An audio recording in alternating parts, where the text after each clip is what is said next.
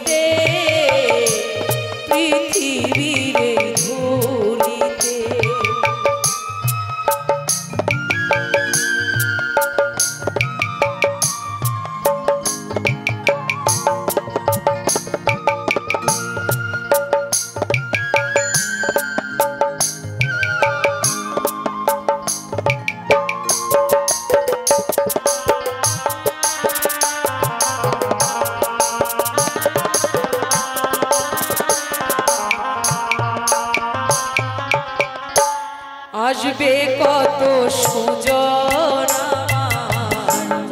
মরণ সমাধিতে, কাঁদবে লোকে হাসবে গো কেউ খুশিতে।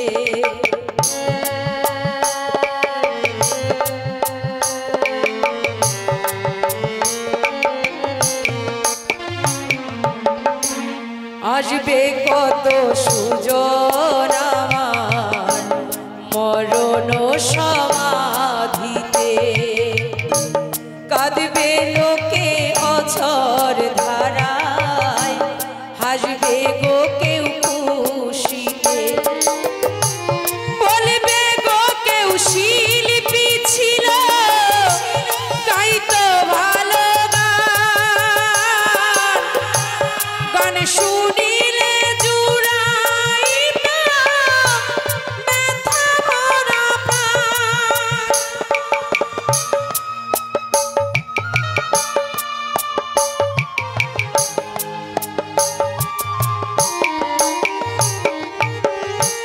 বলবে গো কেউ শিল্পী ছিল, গাইতো ভালো গান, গান শুনিলে জুড়াইতো ব্যথা ভরা প্রাণ।